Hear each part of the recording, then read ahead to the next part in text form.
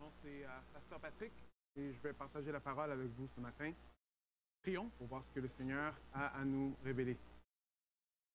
Prions ensemble.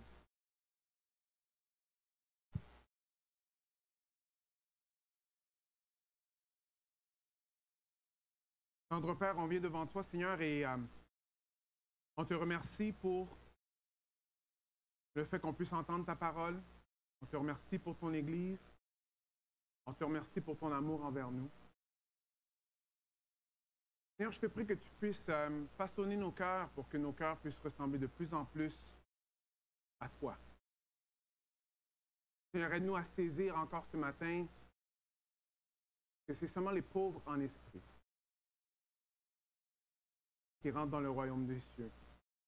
C'est ceux qui sont comme des enfants qui ont accès au royaume des cieux, Seigneur.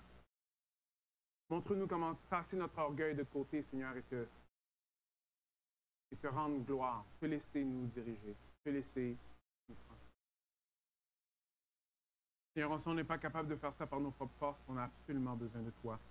Parle-nous ce matin et que ton nom puisse être glorifié. En ton nom, Jésus.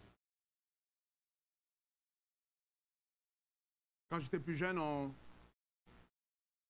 les fontaines, on participait beaucoup à des déménagements. Alors, on est 3 gars, on est quand même assez... Là, j'ai perdu un peu de masse, mais on était quand même assez gros. Gros et grand et fort, right?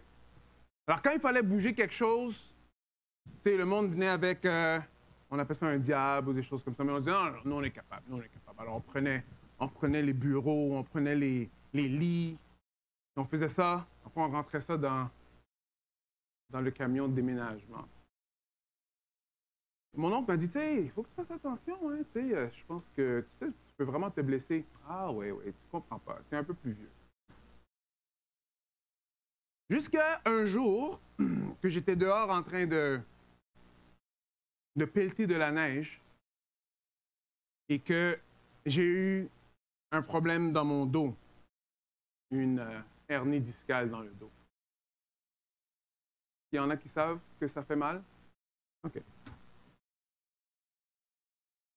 Vous voyez, depuis que je me suis fait mal dans le dos, il y a quelque chose qui a développé en moi. Ça s'appelle la vulnérabilité. Maintenant que je suis au courant que là, ça fait vraiment mal, alors je suis vulnérable. Et parce que je suis vulnérable, je prends des précautions. Est-ce qu'on est toujours avec moi, oui ou non? Mais comme vous voyez un peu, l'attitude qui était là avant, c'est une attitude qui était orgueilleuse. Une attitude qui était orgueilleuse. Et par la grâce de Dieu, Dieu m'a emmené dans cette voie-là afin que moi je puisse reconnaître que je ne suis pas Dieu et que je suis vulnérable et que j'ai besoin de prendre des précautions. Aujourd'hui, on est dans un texte qui touche vraiment cette fibre-là chez l'homme. Il nous manque souvent beaucoup de vulnérabilité. Et c'est ça qui bloque dans notre marche spirituelle. Notre ami, notre frère, Gabriel en a parlé la semaine passée dans Matthieu 18, je ne sais pas si vous vous rappelez, mais Matthieu 18, 3 a dit ceci, « En vérité, je vous le dis, si vous ne vous convertissez et si vous ne devenez comme les petits-enfants, vous n'entrerez point dans le royaume des cieux. » Jésus est en train de dire qu'il est important qu'on devienne comme des petits-enfants afin qu'on puisse rentrer dans le royaume des cieux. Qu'est-ce qu'il veut dire ici? Il veut dire qu'on doit devenir faible? Non, c'est parce qu'un enfant est vulnérable. Un enfant est dépendant. Et ce que le maître cherche, c'est les disciples qui sont vulnérables et dépendants de lui. Vous me suivez? Parce qu'il aurait dû avoir un amen un peu plus fort que ça. Là. C'est parce qu'on a besoin d'avoir une attitude humble. Une attitude qui réalise qu'on a besoin de la grâce constamment. On a besoin de la grâce constamment. En premier point, ce sera ça. Être humble, c'est embrasser l'attitude d'un petit enfant.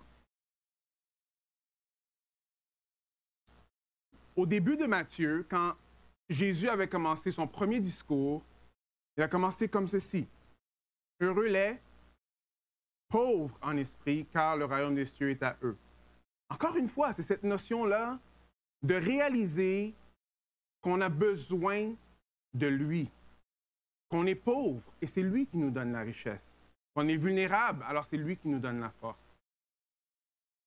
qu'on pêche, alors qu'on a besoin de retourner régulièrement à lui pour le pardon. Est-ce que vous me suivez? C'est ça l'idée d'un disciple. Et Matthieu est en train de nous développer ça pour nous montrer qu'on a absolument besoin de l'humilité et le pardon pour être capable de marcher avec Christ. Alors moi, bon, vous savez que quand ça a à faire avec les lacs, j'aime beaucoup ça, right? J'aime pas beaucoup les lacs. Mais quand on prend un canot, moi, je mets des gilets de sauvetage. Des fois, je vais même mettre 2 gilets de sauvetage. On est allé au Mexique, moi et Joanne. Et, ouais. Alors, on est allé au Mexique pour faire du zipline. Je vais arriver au canot dans un instant. On est allé au Mexique pour faire le zipline. Et, alors, c'est une longue ligne, et j'avais un peu plus de poids. Mais je voyais que le chiffre se disait comme maximum 200 quelques livres. Et j'étais comme 290 livres. J'étais dans ça là, mais j'étais dit, oh, moi, je suis comme à 89. Là. Et quand on est arrivé pour mettre les harnais, le gars, lui, il me regarde après, il fait regarde son ami, il va non, toi, 2 harnais. Toi, tu dois mettre 2 harnais. OK. Pourquoi je vous dis ça? C'est parce que même quelqu'un qui fait du canot, un canoteur, j'ai appris ce mot-là récemment, même un canoteur qui est très expérimenté va mettre quand même un gilet de sauvetage. Les experts, ils vont quand même mettre des gilets de sauvetage. Pourquoi? Pourquoi? Parce qu'il y a quelques petites affaires, comme on peut avoir des accidents qui sont imprévus, right? Alors, il y a des conditions inattendues comme des courants violents dans l'eau, des obstacles dans l'eau. Des fois, la météo va changer. Ou bien ils ont besoin, au cas où ils sont incapables. Parce que des fois, même les canoteurs vont perdre connaissance, ils vont avoir des blessures, ils vont même se fatiguer. S'ils tombent dans l'eau et quelqu'un doit venir les secourir, voir leur gilet de sauvetage fait en sorte que, d'habitude de rouge ou orange ou très, très fluo, là, afin qu'on puisse les voir. Et dernière chose, dans les conditions extrêmes, le gilet de sauvetage fait la prévention de la noyade. Right?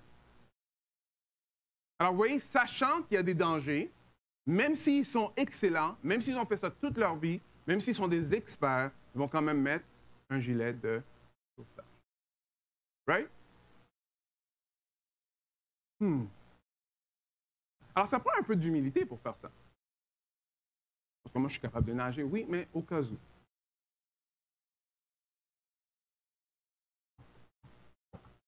Pourquoi est-ce que dans notre vie spirituelle, souvent, on va aller comme sur un canot au milieu de l'océan sans gilet de sauvetage? Comme si on est capable de le faire tout seul. Comme si ces accidents-là, ça ne va pas m'arriver à moi. Êtes-vous avec moi? Parce qu'il y a une parallèle qu'on peut faire avec la foi. L'imprévisibilité. Alors, comme les courants imprévus qu'on a dans l'eau, voir les tentations, les situations de faiblesse peuvent nous entraîner à pécher, n'est-ce pas? On peut aussi avoir des moments de faiblesse. Alors, un gilet de sauvetage, comme on l'a vu, ça maintient la personne sur la surface de l'eau. Mais souvent, plusieurs se sentent spirituellement fatigués et tombent dans le péché. Le gilet de sauvetage aide la visibilité. Alors, on voit quand quelqu'un est en détresse, parce qu'il a son gilet de sauvetage, right? Mais vous voyez ici, certains disparaissent dans l'isolement spirituel et tombent dans le danger de péchés non confessés, ne jamais être repentant. Ou la noyade spirituelle, c'est quand le péché ignoré étouffe notre relation avec Dieu et nous fait sombrer. Est-ce que vous comprenez un peu où est-ce que je vais avec ça? Alors, on est en train de voir ici que même les meilleurs canoteurs, eux, ils vont mettre un gilet de sauvetage au cas où il y a des problèmes. Par contre, dans la vie chrétienne, Dieu nous a donné un gilet de sauvetage.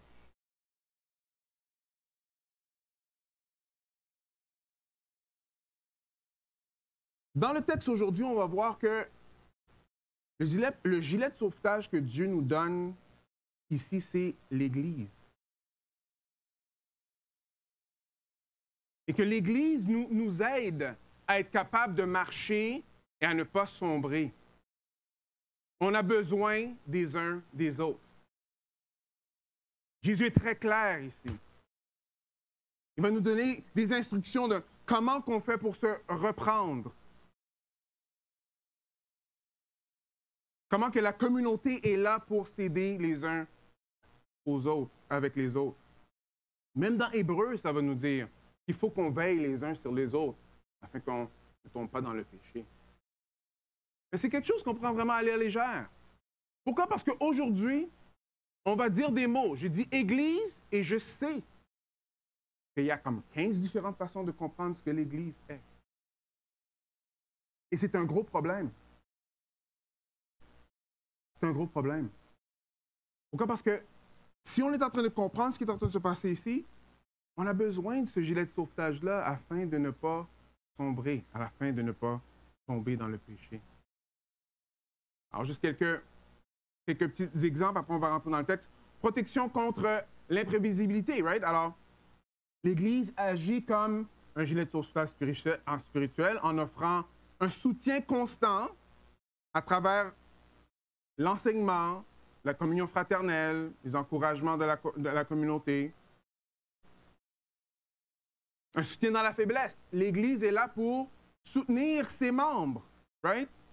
Les frères et sœurs prient, s'exhortent, s'encouragent, aident des personnes à passer à travers les temps qui sont difficiles. Frères et sœurs, l'importance des groupes vie. Oui, ça peut avoir l'air qu'on est toujours en train de frapper ce clou-là, mais on est dans une société où est-ce que la tendance, c'est l'individualité, voilà. Être seul. Mais c'est pas comme ça que le Seigneur a fait les choses.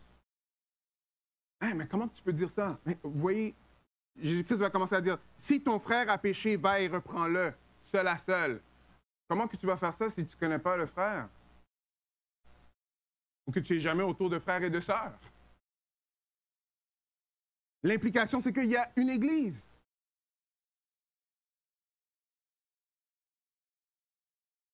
Assurer la visibilité et la surveillance. Alors, on voit que, au fur et à mesure, si on n'est jamais autour d'autres chrétiens, mais comment qu'on va savoir quand il y en a un qui ne va pas bien? Right? Et ça aide à prévenir la noyade spirituelle. Elle nous appelle constamment à revenir vers Dieu. Celui qui sauve, right? Celui qui restaure notre foi. Avant qu'on rentre dans le passage, j'aimerais qu'on lise un autre passage qui va nous aider à voir un peu plus la force du passage qu'on est dedans en ce moment. OK? J'aimerais qu'on aille dans 1 Corinthiens. On va lire 1 Corinthiens 5, 1 à 6. Pour bien comprendre ce qu'il est en train de parler ici de l'humilité, on va voir c'est quoi le contraste que Paul va dire, c'est quoi l'orgueil dans la même situation. OK?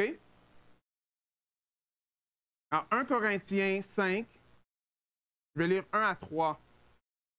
C'est 1 à 3 qu'on a besoin. 1 Corinthiens 5, 1 à 3. Alors, Paul, ici, il a écrit une lettre aux Corinthiens, il est en train de les reprendre parce qu'il y a du péché dans l'Église. Il dit ceci. On entend parler constamment d'inconduite, de péché parmi vous. Et cette inconduite telle, est d'une inconduite telle qu'elle ne se rencontre pas même chez les païens. C'est au point que l'un de vous a la femme de son père. Et vous êtes enflé d'orgueil. Et vous n'avez plutôt pas pris le deuil, afin que celui qui a commis cet acte soit ôté du milieu de vous. Pour moi, absent de corps, mais présent d'esprit, j'ai déjà jugé comme si j'étais présent l'auteur d'une telle action. Alors, dans d'autres versions, c'est écrit un peu différemment, mais ça explique, dans le fond, que l'Église de Corinthe, ils étaient fiers, dans le fond, parce qu'eux, ils étaient très tolérants.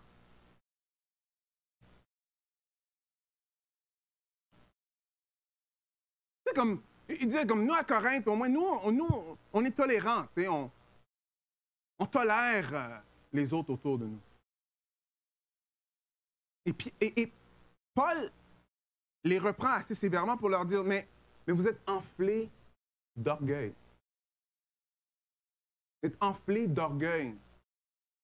Pourquoi? Parce que, à la place, ici ça dit, n'avez plutôt pas le deuil ou être affligé, parce que cette personne-là est dans le péché. Dans le fond, vous pétez les bretelles. Malheureusement, ce n'est même pas quelque chose qu'on voit chez les païens. Alors, c'est un homme qui couchait avec la femme de son père, deux choses qui étaient interdites et dans la loi juive et aussi dans la loi romaine. Le péché était parmi eux. Le péché était parmi eux et ça leur faisait rien.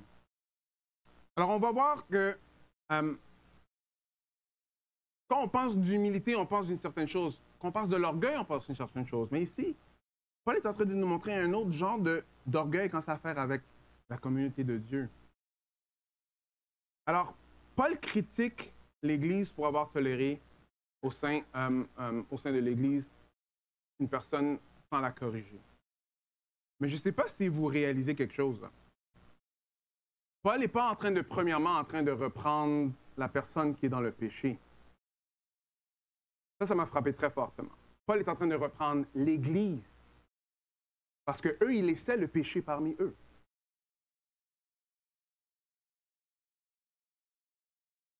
Paul est en train de reprendre les Corinthiens. Parce qu'eux, ils ne prenaient pas le péché au sérieux. Mais qu'est-ce qu'on tire de ça? On tire des grosses choses. Que l'indifférence face au péché, bon, on est responsable pour ça. Est-ce que vous me suivez? L'orgueil, quand on peut voir un peu comment que l'orgueil est sorti, c'est comme est-ce qu'on est indifférent au péché des autres autour de nous?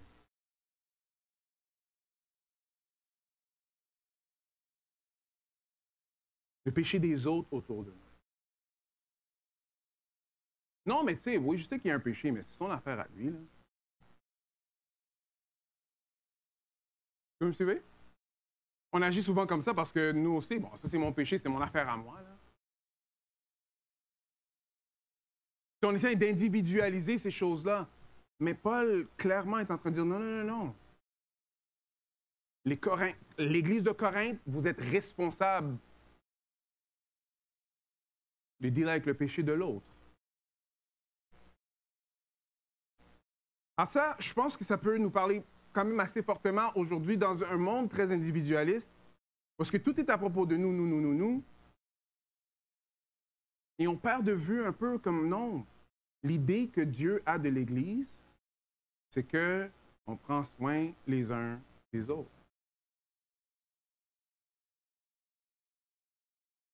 Vous me suivez?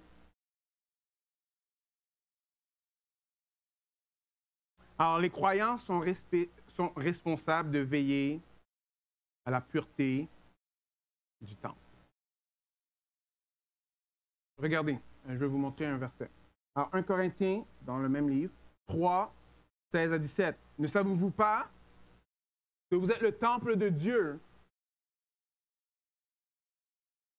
et que l'Esprit de Dieu habite en vous? Si quelqu'un détruit le temple de Dieu, Dieu le détruira, car le temple de Dieu est saint. Et c'est ce que vous êtes. Alors ici, Paul est en train de dire, regardez, l'Église, c'est le temple de Dieu. Et c'est important d'y prendre soin. Non, non, mais attends, c'est en train de dire que genre, c'est nous qui sommes le temple. Ça, c'est un autre verset. Ça, c'est 1 Corinthiens 6, 19. Ne savez-vous pas ici, ceci, que votre corps est le temple du Saint-Esprit? Mais dans 3, 16 à 17, c'est en train de parler de l'Église. Et que le temple de Dieu, on a besoin de prendre, quoi? Le temple de Dieu au sérieux. C'est-à-dire qu'on doit prendre l'idée de la sainteté au sérieux. Guys, si c'est pas ça un des buts premiers de l'Église, alors qu'est-ce qu'on est en train de faire dans le fond? C'est comme genre, on va juste se réunir ensemble, on mange une fois de temps en temps, on se voit, hey, c'est beau. On peut faire ça n'importe où, ça. L'Église a un mandat. On est le temple de Dieu. Un temple de Dieu. On a besoin de garder la sainteté qui est là. On le voit dans l'Ancien Testament.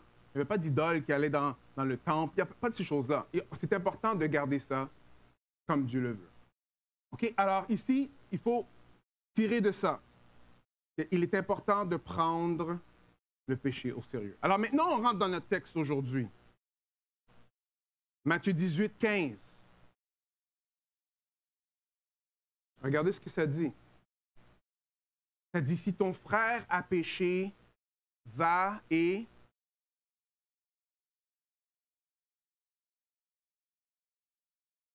Va et quoi? Reprends-le seul à seul. S'il t'écoute, tu as gagné ton frère. Right? Mais s'il ne t'écoute pas, prends avec toi 1 ou 2 personnes afin que toute l'affaire se règle sur la parole de 2 ou 3 témoins. S'il refuse de les écouter, dis-le à l'Église. Et s'il refuse aussi d'écouter l'Église, qu'il soit pour toi un païen et un péager. Alors, vous voyez le texte. Hein? C'était un peu important de voir comment que Paul l'avait appliqué. Ça nous montre ce que Jésus est en train de nous dire ici. Vous voyez, Christ t'accepte comme tu es. Il dit, viens à moi tel que tu es. All right? Mais Christ ne veut pas que tu restes exactement comme tu es.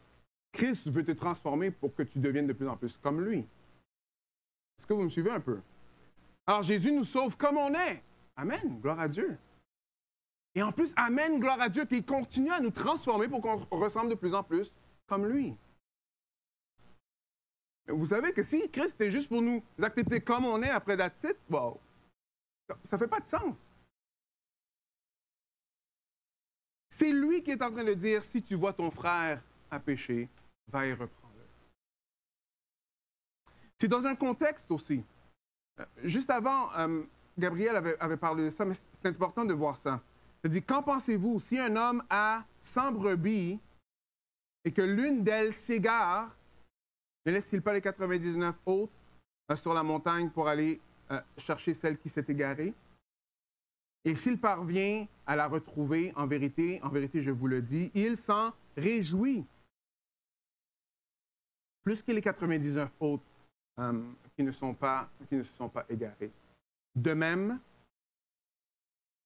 ce n'est pas la volonté de votre Père dans les cieux qu'il y ait un seul qui se perde de ces petits. Alors, le texte est en train de nous montrer que c'est le cœur de Dieu d'aller vers celui qui s'égare.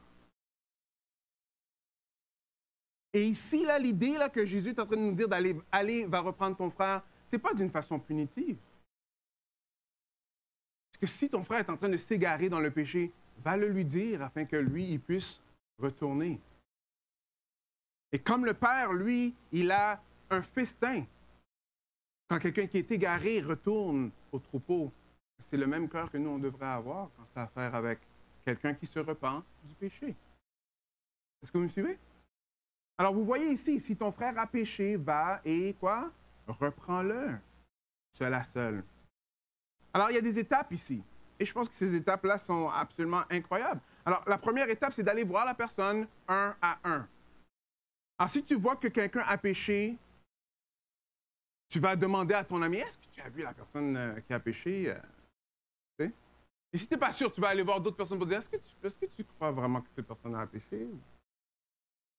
Ou dans la réunion prière, tu vas dire, OK, moi, je vais prêcher pour une telle personne, je vais prier pour une telle personne parce que je pense qu'elle est dans le péché.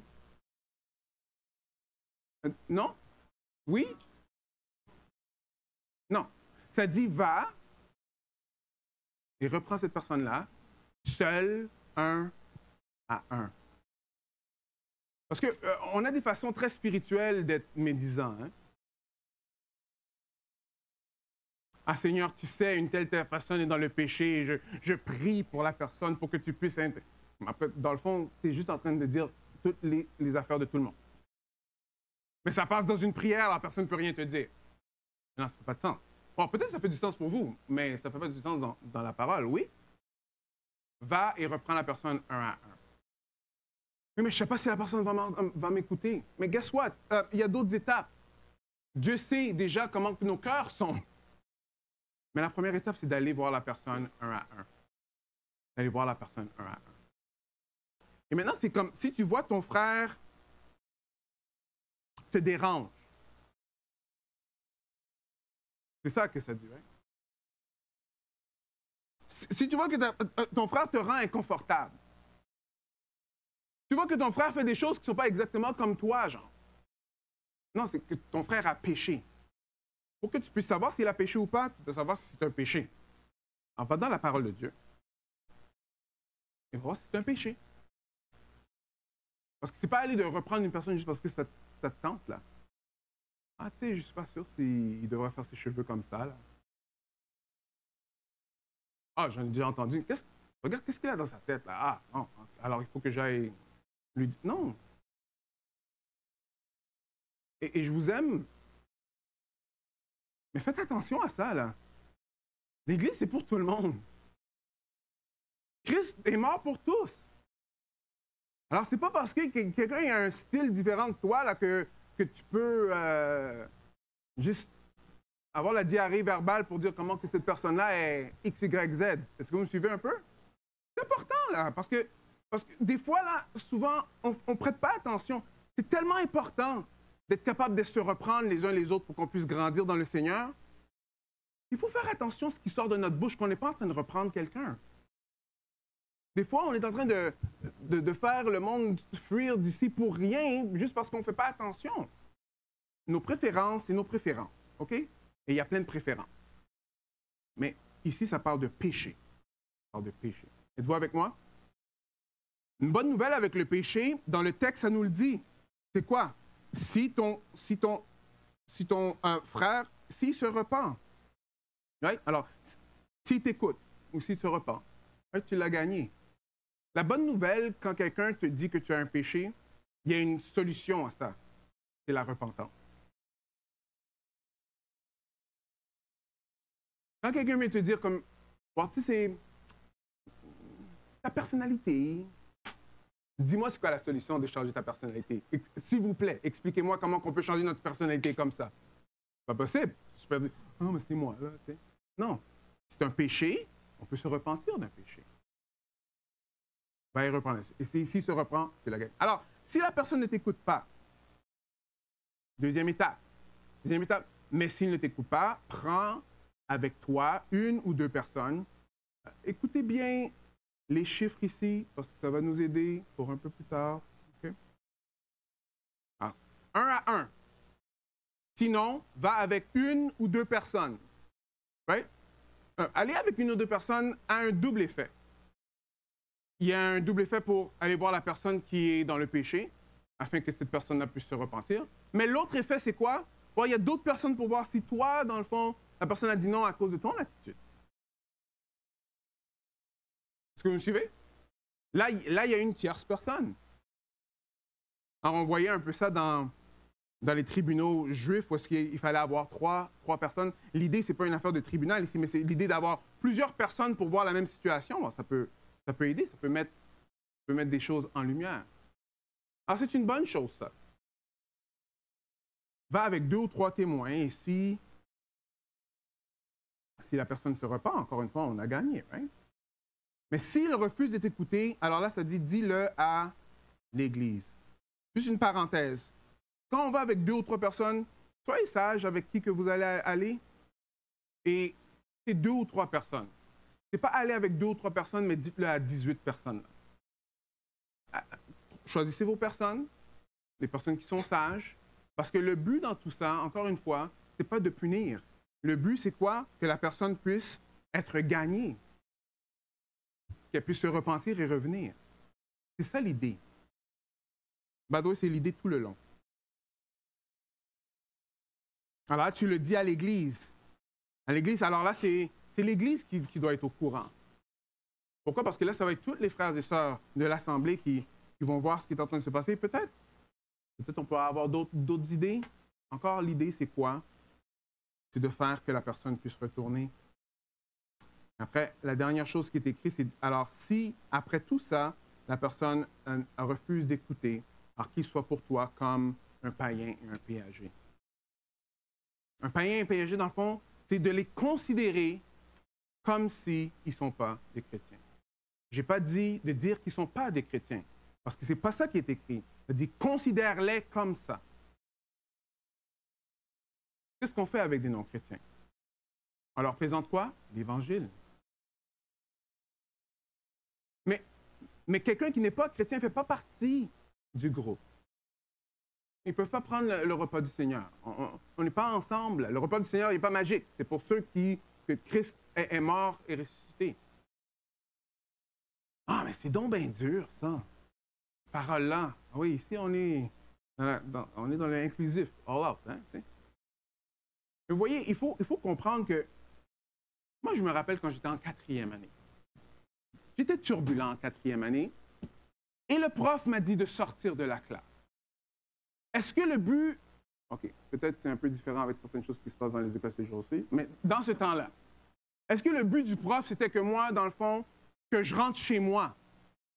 Non, le but, c'est que moi, je sors, je suis exclu de ce qui est en train de se passer, afin que je puisse réfléchir et de changer d'attitude. Est-ce que vous me suivez? Dans le but de quoi? Juste pour que moi, je puisse obéir ce qu'elle est en train de dire? Non! Dans le but que je puisse être réintégré. Le principe, c'est le même principe ici. C'est le même principe. Quand il y a quelqu'un qui est excommunié ou qui est mis dehors, ce n'est pas dans le but que la personne juste parte. Non, c'est pour que la personne puisse se repentir pour se rattacher à l'Église. Rappelons-nous, c'est la responsabilité de l'Église de veiller les uns sur les autres. De l'Église. De l'Église. Je sais que c'est un peu bouleversant, un peu, mais êtes-vous toujours avec moi, oui ou non? Good stuff. Alors, on y va. Alors, on va voir que ça, c'est vraiment le rôle de l'Église.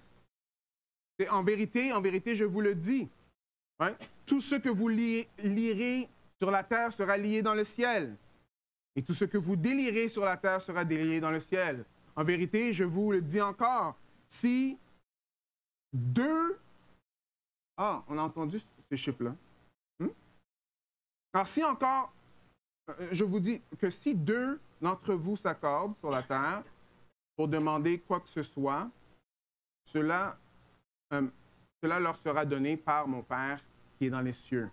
Car là où 2 ou 3 sont assemblés en mon nom, je suis au milieu d'eux. Est-ce que vous vous rappelez où est-ce qu'il y avait 2 ou 3 avant? C'est où? Pour aller reprendre notre frère. Hey, vous voyez qu'il y a beaucoup de versets ici qu'on utilise. On est 2 ou 3, alors on a une église. On n'a pas besoin d'une église, on est 2 ou 3. On est good. Est-ce que c'est ça que c'est en train de dire? Non. Et c'est ça l'affaire, c'est un contexte. Vous pouvez ouvrir le livre de Proverbes, OK? Et prendre un verset de Proverbes, le lire, et l'appliquer dans votre vie en tant qu'un verset, et ce sera correct. Parce que Proverbe a été écrit comme ça. Vous ne pouvez pas faire ça dans les évangiles. Dans les évangiles, il y a un contexte. Et même dans Proverbe, il y a certains qui ont un contexte, si vous allez jusqu'à jusqu'au chapitre 10. Mais à part ça, OK? Je suis juste en train de dire qu'il y a différents types de littérature. On ne peut pas juste prendre des versets comme ça et les faire dire ce qu'on veut. Et il y a un contexte ici. Alors, dans la discipline de l'Église, on voit que l'Église est en charge, dans le fond, de s'accorder avec ce que Dieu veut. Et quand l'Église dit non, OK, il faut que cette personne-là soit tassée de côté, ça, c'est en accord avec ce que Dieu veut. Et quand l'Assemblée le fait, Christ est au milieu de l'Assemblée. Le verset 20 promet aussi la présence de Christ, là où 2 ou 3 sont réunis en son nom, soulignant que les décisions prises avec amour, en accord avec sa volonté de Dieu, avec la volonté de Dieu, bénéficient de sa présence et de son approbation. Continuons à 23.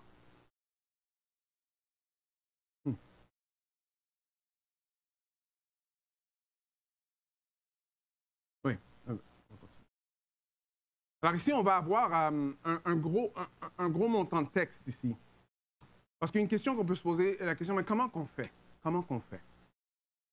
Et honnêtement, je pensais que peut-être l'autre partie, c'était juste une autre prédication, mais finalement, j'ai réalisé pourquoi c'est un bloc. Pourquoi c'est un bloc? Parce qu'ici, on va voir que Pierre va poser une question. Il va dire, alors Pierre s'approchait et dit, Seigneur, combien de fois pardonnerai-je? Right? Mon frère. Alors, lorsqu'il prêchait contre moi, alors il va dire 7 fois. Parce que dans le temps, 3 fois, là, c'était vraiment beaucoup, là. Alors lui, il en met 4 de plus, là, il pense que lui, il est vraiment bon, là. Okay? Et Jésus va dire, non, non, pas 7 fois, mais 70 fois 7 fois. Ah, that's a lot. Yeah? Mais si vous pensez que 7, 490, 500, ça ne dérange pas. L'idée, c'est, il faut que tu pardonnes tout le temps. Et Jésus, lui, il rentre dans une parabole pour nous expliquer pourquoi. Alors, je vais passer à travers. Alors, c'est pourquoi le royaume des cieux est semblable à un roi qui voulut faire rendre compte à ses serviteurs. Alors, quand il se mit à compter, on lui emmena un qui devait 10 000 talents. Comme il n'avait pas de quoi payer, son maître ordonna de le vendre, lui, sa femme et ses enfants, et tout ce qu'il avait, et de payer la dette. Le serviteur se jeta à terre, se prosternant devant lui. Il dit, Seigneur, prends patience envers moi, et je te paierai tout. Touché de compassion, le maître de ce serviteur le laissa aller et lui remit la dette. Tous les commentateurs mentionnent qu'ici, dans la majorité des commentateurs, c'était une dette qu'il ne pouvait pas repayer.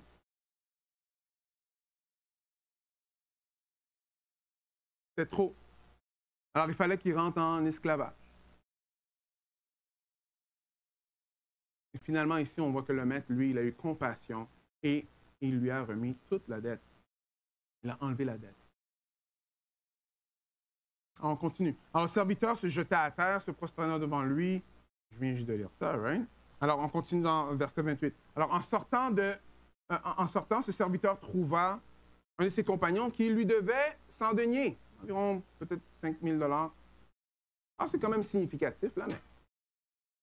Alors, il le saisit et le serra à la gorge en disant « Paie ce que tu me dois. » Son compagnon se jeta à ses pieds et le suppliait disant « Prends patience envers moi, je te paierai. » Mais lui, il ne voulut pas. Il alla le jeter en prison jusqu'à ce qu'il ait payé ce qu'il devait. Alors ses compagnons, voyant ce qu'il avait fait, furent profondément attristés et ils allèrent raconter à leur maître tout ce qui s'était passé. Alors le maître fit appeler ce serviteur et lui dit, « Méchant serviteur, je t'avais remis en entier ta dette parce que tu m'en as supplié. Ne devais-je pas avoir pitié de ton compagnon comme j'ai eu pitié de toi? » Et son maître irrité le livra au bourreau jusqu'à ce qu'il ait payé tout ce qu'il devait. Ainsi que mon Père céleste vous traitera si chacun de vous ne pardonne à son frère de tout son cœur. Je trouve que c'est absolument incroyable que ce texte-là est exactement ici. Parce qu'ici, on est en train de voir l'attitude de cœur on doit avoir quand ça a à faire avec reprendre quelqu'un. Ce qui s'est passé ici, c'est que le serviteur qui a été pardonné ses dettes a agi comme s'il n'avait pas été pardonné. Il a comme un peu oublié, on pourrait dire, que dans le fond, toute la dette qui lui a été pardonnée, lui demande 5 000 $ à la personne qui lui donne l'argent. L'équivalent ici, c'est que chacun qui se sont tournés vers Jésus-Christ pour le pardon des péchés, Jésus-Christ a acquitté notre dette complètement. Des péchés passés, présents et futurs. Un nombre innombrable de péchés, un état insauvable. Christ nous a sauvés en mourant à la croix à notre place.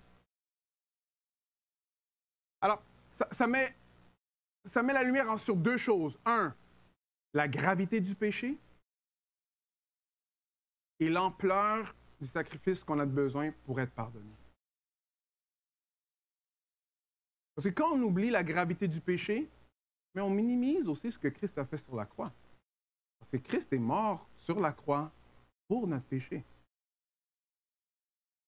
Pour notre péché. Alors, avoir une attitude pour aller reprendre, c'est pas pour punir, c'est pour... On réalise, on a tellement été pardonné de péché. On veut que les autres, c'est la même chose, qui marche dans ce même pardon-là. Êtes-vous toujours avec moi? Mais pour être capable de vivre dans ce genre d'humilité-là, il faut quoi? Bon, il faut réaliser qu'on est vulnérable et qu'on a besoin de Christ. Pour pardonner un autre, on peut juste avoir la puissance pour pardonner. Parce que je sais, certains d'entre nous ici, on a été blessés pas mal profondément. La puissance que tu vas tirer pour aller pardonner l'autre, ça vient du pardon que tu as reçu de Christ. C'est la seule façon que ça peut fonctionner. Avant qu'on peut résoudre les problèmes horizontaux qu'on a entre nous, on a besoin d'être nourri verticalement. Seulement parce que Christ a déjà fait pour toi que tu peux aller pardonner l'autre. Je parlais à un ami un jour et lui il m'expliquait, non, moi je pardonne. OK, mais il ne connaît pas Christ. Après, je lui ai posé la question, est-ce que c'est dur? Il dit, oui, c'est dur. Est-ce que tu es fatigué? C'est fatigant. C'est fatigant. La façon qu'on peut vraiment pardonner les autres autour de nous, c'est si nous, on est pardonnés régulièrement par Christ. Ce n'est pas quelque chose qui vient dans nous. Alors même ceux qui essayent de faire le plus, c'est ça, ils n'ont pas le pouvoir pour le faire parce qu'ils ont besoin d'être pardonnés par Christ. Est-ce que vous me suivez? Alors, ça a l'air de quoi dans l'Église? Alors, premièrement, sachant qu'on est vulnérable, sachant qu'on a besoin de la grâce, alors, ça veut dire que là, il faut que nous, on mette des précautions dans notre vie. L'humilité commence par être capable d'être repris. Vous avec moi? Ah, il y a moi dans le même. Personne aime être repris. On comprend ça. Mais si on comprend qu'être repris, c'est pour notre bien, pour qu'on puisse grandir et ressembler comme Christ, que dans le fond, c'est quoi? C'est un gilet de sauvetage pour pas qu'on coule. Là, être repris prend une autre signification, n'est-ce pas? Alors ça, il faut qu'on bâtisse et qu'on continue à bâtir une culture d'humilité. Et ça commence à accepter la réprimande. Je veux partager avec vous que quand on se fait reprendre, rarement que les personnes vont dire exactement chaque mot qui sont exacts que nous, on peut accepter comme réprimande. Si quelqu'un me dit comme ce mot-là et ce mot-là et ce mot-là dans cette section, avec ce ton-là à 10 heures du matin, whatever, là, je vais prendre la réprimande. Peut-être c'est ridicule ce que je suis en train de dire, mais guys, comme on sait qu'on est comme ça. Tu sais? Ah, la personne l'a mal dit. Ah, vous allez probablement penser que la personne l'a mal dit. Mais la question qu'il faut se poser, c'est poser à Dieu la question, Seigneur, est-ce que tu essaies de me dire quelque chose à travers ça? Tout d'un coup, ça change la donne. Tout d'un coup, même si c'est sorti tout croche, bon, peut-être qu'il y avait un message à travers la personne. Peut-être la personne est en train de dire quelque chose qui est vrai. Est-ce que vous me suivez? Alors, une culture d'humilité. Et oui, ça veut dire qu'il faut qu'on sorte de notre zone de confort et si on voit qu'un frère ou une sœur a péché, d'aller seul à seul et lui parler. Seul à seul et lui parler. Ça veut dire aussi que dans l'Église, il faut qu'on combat le péché. Et comme on l'a déjà fait jusqu'à maintenant, il y a de la discipline qui se fait. Oui, il y a de la discipline. Il y a du monde qui sont disciplinés. Il y en a qui vont même aller au point d'être exclus, excommuniés. Pas pour le but de les chasser, c'est afin qu'ils puissent venir et se repentir. Qu'est-ce que ça veut dire? Ça veut dire aussi que si on voit du monde qui sont excommuniés, mais on est là pour prier pour eux et de les réinviter de venir faire partie du corps de Christ. Est-ce que vous me suivez? On n'est pas là pour punir, c'est pour restaurer. C'est pas la même chose. C'est pour restaurer. Vous voyez dans l'histoire qu'on vient juste de voir, c'est qui punissait? Celui qui a oublié, qui vient juste de se faire pardonner toute la dette. Lui, il était en train de punir, il était en train d'étouffer le gars. Mais ça, il faut faire attention, parce que souvent, quand on parle de reprendre, c'est un peu cette attitude-là qu'on voit. Une attitude qui est en train de punir, mais non, c'est pour restaurer. Alors, en cherchant la réconciliation et le pardon, nous reflétons quoi? L'amour de Dieu. C'est par l'amour que vous avez les uns pour les autres qui reconnaîtront que vous êtes mes disciples.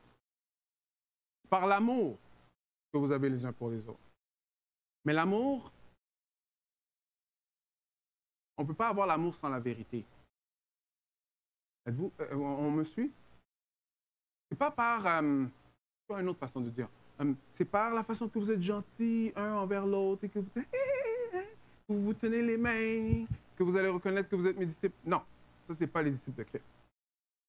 C'est par l'amour que vous avez les uns pour les autres. Et si on veut savoir c'est quoi l'amour, on a juste besoin de regarder à Jésus-Christ.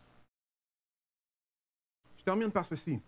Si vous ne voyez pas ce que Christ est en train de faire, c'est qu'il est en train de dire que le péché est un problème pour tout le monde. On est tous sur la même longueur d'onde. Il n'y a personne qui est en dehors de ça. Tout le monde doit dealer avec le péché. Une autre façon de voir l'Église, c'est plusieurs personnes qui sont en train de lutter pour vivre par l'Esprit. Et on s'encourage les uns pour les autres pour qu'on puisse continuer à vivre par l'Esprit. On a tous différents types de péchés. OK. Mais Christ nous l'a dit plus tôt. Celui qui veut me suivre, qu'il prenne sa croix et qu'il me suive. Et qu'il me suive. On est là pour suivre l'Esprit Saint. J'aime ça de lire ça parce que Dieu nous met tous sur la... Il n'y a pas de... Moi, je suis dedans, là. Quand j'étais en train de lire, c'est comme, wow, OK, ouch. Gros ouch. Parce que particulièrement les pasteurs, on a des jobs qui sont très seuls, you know? Non. Faire attention. Il faut faire attention. Alors, persévérer à reprendre les uns les autres, prier les uns pour les autres. Et l'Église, non. L'Église n'est pas une option dans votre croissance spirituelle. Si vous ne faites pas partie de l'Église, quand je dis partie de l'Église, là, je veux dire partie de l'Église. Ça veut dire qu'il y a des personnes dans l'Église qui vous connaissent. Que votre vie, là, c'est vie avec vie. Si ce n'est pas le cas, well, guys, vous êtes juste en train de jouer dans l'esprit de notre âge qui est genre, non, tout va être correct si moi je suis seul. C'est pas comme ça que Dieu a fait les choses. Christ est en train de dire, non, va vers ton frère. Pourquoi? Parce que c'est comme ça qu'on peut se battre. L'image que l'Église, c'est comme le gilet de sauvetage afin que nous, on ne coule pas. Amen? Prions ensemble. Seigneur, merci pour l'Église. Merci pour l'Église que toi, tu assembles ici à Repentigny. Merci pour cette Église locale. Merci pour tous ceux que tu as sauvés. Merci pour